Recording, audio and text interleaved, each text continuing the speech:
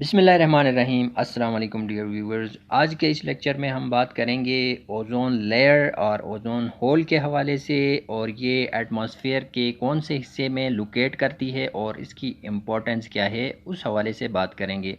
तो dear viewers, ozone layer basically एक protective layer है जो कि ओज़ोन मॉलिक्यूल्स पर मुश्तमिल होती है, यानी कि ओज़ोन के 3 मॉलिक्यूल्स इसमें होते हैं जो कि अर्थ के स्ट्रेटोस्फीयर में डिफरेंट लेयर्स होते हैं एटमॉस्फेयर में, उसमें ट्रोपो, स्ट्रेटो, मीज़ोथर्मो एंड एक्सोस्फीयर। तो ये ओजोन लेयर स्ट्रेटोस्फीयर में होती है, जो कि तकरीबन अर्थ सरफेस से आलमोस्ट 10 to 50 किलोमीटर, या आप 6 से 31 माइल्स के ऊपर जो है अबव अर्थ सरफेस के ऊपर होती है जो स्ट्रेटोस्फीयर या ओजोन लेयर जो है। ठीक है, इसमें बेसिकली ओजोन के 3 मालिक्यूल्स, जिसमें ओजोन में जो है ऑक्सीजन के 3 जो है एटम उसके साथ बॉन्डेड होते हैं टुगेदर, उसके साथ बॉन्डेड टुगेदर होते हैं। तो ओजोन लेयर बहुत ही इम्पोर्टेंस है इसकी, ओजोन लेयर की, क्योंकि ये क्या करती है, इसमें ये एबिलिटी होती है एब्जॉर्ब करने की बहुत सारे इम्पोर्टेंट या सिग्निफिकेंट जो पोर्शन है सन के, जो अल्ट्रा वायलेट रेडिएशन हैं उनको ये एब्जॉर्ब करती है। पर्टिकुलरली जो ज़्यादा हार्मफुल होती हैं रेज, जिसमें अल्ट्रा वायलेट बी जो है सबसे ज़्यादा हार्मफुल होती हैं, इनको क्या करती है, ये एब्जॉर्ब करती है।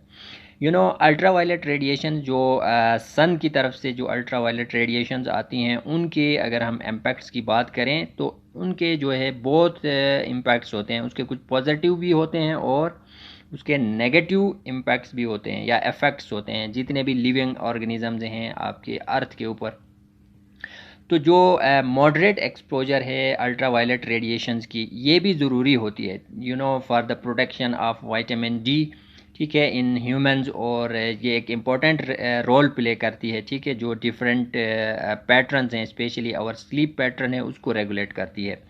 जबकि जो आवर एक्सपोजर अगर हो जाए इन अल्ट्रा वायलेट रेडिएशंस की, तो ये इनके जो हैं डिट्रीमेंटल इफ़ेक्ट्स होते हैं, डिट्रीमेंटल यानी कि डिवास्टेटिंग नेगेटिव इम्पैक्ट्स होते हैं। ठीक है, एनवायरनमेंट के ऊपर भी और ह्यूमन हेल्थ के ऊपर भी। ठीक है, किसी भी चीज़ की एक लेवल पे इसकी ज़रूरत होती है। ठीक है, चाहे रेज हों या और भी चीज़ें हों, तो इनके भी अगर अल्ट्रा वायलेट इनकी ज़्यादा मकदार में अगर आ जाती हैं तो इनके नेगेटिव इम्पैक्ट्स होंगे ह्यूमन हेल्थ के ऊपर भी और एनवायरनमेंट के ऊपर भी। इसके अलावा इसकी इम्पोर्टेंस इस तरह भी है कि ओजोन लेयर जो है एक्ट करती है एज अ नेचुरल शील्ड के तौर पर। ठीक है, ये प्रिवेंट करती है most of the ultra violet या हार्मफुल जो अल्ट्रा वायलेट रेडिएशंस होती हैं, specially ultra violet B rays जो कि सरफेस में पहुंचती हैं, उनको रोकती है ये एज ए शील्ड के तौर पर ओजोन लेयर। ठीक है, अगर इसके बगैर जो है, ओजोन लेयर के बगैर जो लाइफ है, ठीक है, ये जो है सीरियसली इम्पैक्ट हो सकती है। ओजोन लेयर के बगैर अगर ये ना हो तो इसके बहुत सारे इम्पैक्ट्स हो सकते हैं।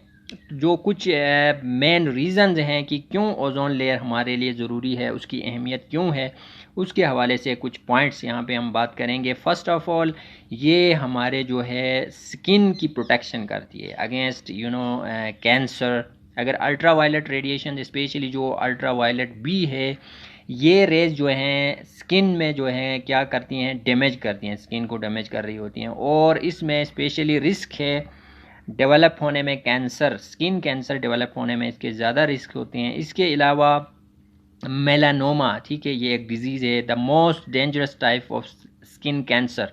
ठीक है, इसके काज होने का बायस बनती है। उसके अलावा ओजोन लेयर जो है बहुत सारे अल्ट्रा वायलेट बी रेडिएशंस को भी कम करती है, रिड्यूस करती है, जो कि ज़मीन की सतह पर पहुंचने से पहले उसको रोकती है। तो ये क्या करती है, हार्मफुल इफ़ेक्ट्स जो हैं जितने भी अल्ट्रा वायलेट रेडिएशंस हैं, specially ultra violet radiation B, उनकी प्रोटेक्शन करती है, हार्मफुल इफ़ेक्ट्स के सरफेस तक पहुंचने से रोकती है। नंबर 2 पे ये जो है आई डैमेजेस जितने भी हैं उसके अगेंस्ट भी प्रोटेक्शन करती है। ओजोन लेयर जो है एक्सेस अगर एक्सपोजर हो अल्ट्रा वायलेट रेडिएशन का, ये भी आई के जो आँखें हैं, आँख है, उसके मुख्तलिफ बीमारियों का बायस बनती हैं, सच एज कैटारैक्ट्स। ठीक है, फाइटो कैरेटिटिस, ये सन बर्न ऑफ कॉर्निया है, जो कॉर्निया है उस जब उसकी सन बर्न होती है तो उसको कहते हैं। और दूसरे टाइप ऑफ आई डिसऑर्डर, उन सबको क्या करती है, ये ओजोन लेयर प्रोटेक्ट करती है। इसके साथ साथ ओजोन लेयर जो है डिफरेंट हार्मफुल इफ़ेक्ट्स जो हमारे आइज़ पे होती हैं अल्ट्रावायलेट रेडिएशंस का, उनको भी रोकती है ओजोन लेयर की।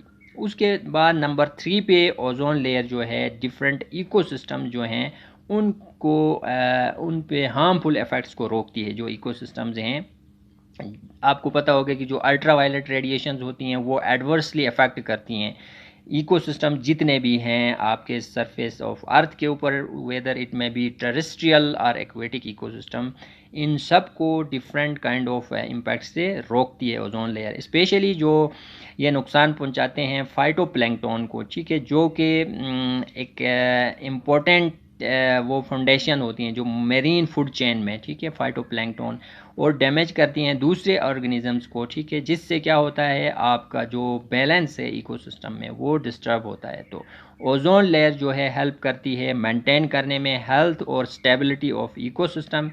कैसे करती है? By minimizing the harmful effects of ultraviolet radiation, ठीक है, इनके इफेक्ट्स को कम करके जो है इकोसिस्टम को ये बैलेंस करती है। नंबर 4 पे ये एग्रीकल्चर की प्रोटेक्शन भी करती है ओजोन लेयर। अल्ट्रावायलेट रेडिएशंस इसके डिट्रीमेंटल इफेक्ट्स होते हैं एग्रीकल्चर प्रोडक्टिविटी के ऊपर भी, ठीक है, ये रिड्यूस करती हैं क्रॉप यील्ड को रिड्यूस करती हैं। इसके अलावा ग्रोथ और डेवलपमेंट ऑफ प्लांट्स उसको भी रोकती हैं। साथ साथ ये डैमेज करती हैं फाइटोप्लैंक्टन को भी, जो ओशियंस हैं वहाँ पे, जो कि पूरा फूड चेन को इफ़ेक्ट करती हैं। अगर इन पे इसका असर होगा तो पूरा फूड चेन जो है अफेक्ट करेगा। तो ओजोन लेयर जो है सेफ गार्ड करती है इन सब एग्रीकल्चरल एक्टिविटीज़ को और फूड सिक्योरिटी को इंश्योर करती है, तो इसलिए इसकी इम्पोर्टेंस है। And the last one is climate regulation. Ozone layer जो है इंटरकनेक्टेड होती है विद अर्थ क्लाइमेट सिस्टम के साथ। ये इन्फ्लुएंस कर रही होती है distribution of solar energy atmosphere के ऊपर, जो कि इन टर्न अफेक्ट करती है आपके टेम्परेचर पैटर्न पे, ठीक है। अगर ओजोन लेयर में अगर चेंजेस आ जाएं, ठीक है, उसके ऊपर जो है फिर क्या होगा, उसके इनडायरेक्ट इम्पैक्ट्स आपके क्लाइमेट के ऊपर होंगे।